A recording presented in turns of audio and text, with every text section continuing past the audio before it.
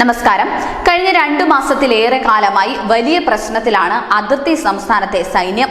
Operation മുന്നേറുന്നതിനിടയിൽ സൈനികർക്ക് വീരമൃത്യു സംഭവിക്കുന്നതും കൂടുതൽ വിദേശ അപകടകാരികൾ രാജ്യത്ത് നുഴഞ്ഞുകയറുന്നതുമാണ് ഇപ്പോഴത്തെ പ്രശ്നത്തിന് കാരണം.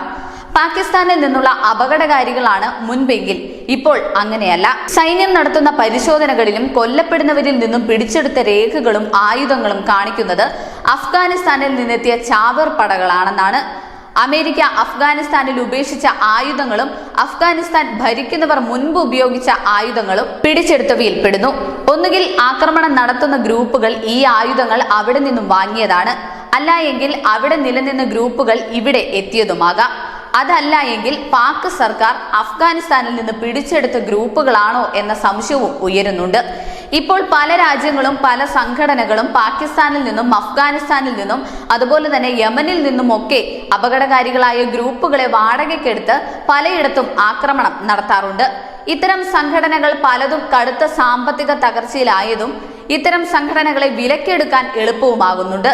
അതിനാലാണ് ഇന്ത്യ ഇടയ്ക്കിടെ വിദേശത്ത് നിന്നെത്തിയവരാണ് ആക്രമണം നടത്തിയതെന്ന് ഉറപ്പിച്ചു പറയുന്നത്. News desk, news India Malayalam.